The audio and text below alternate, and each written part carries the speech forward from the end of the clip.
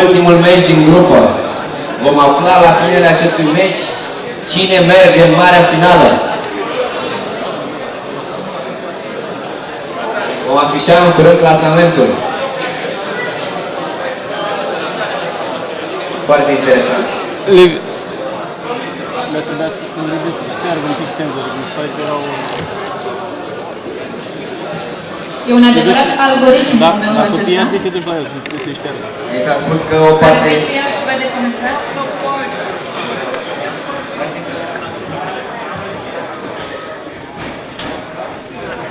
Observați acea cruce, reprezintă un simbol al păcii de asemenea.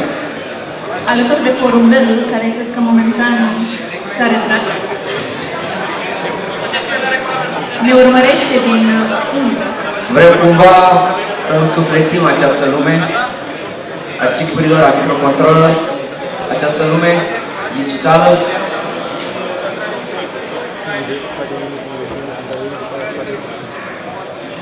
Să vedem o nouă luptă.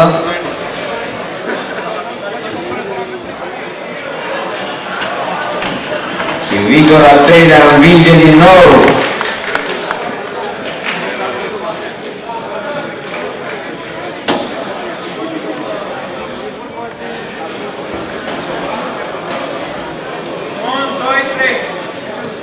Porumbelul păcii și-a spus cuvântul. Cred că e chiar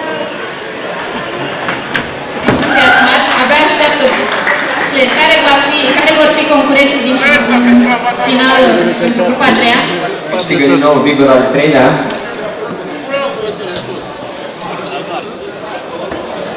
Și ultima luptă din grupa a treia.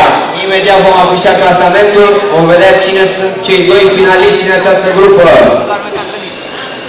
Vigor termină foarte rapid.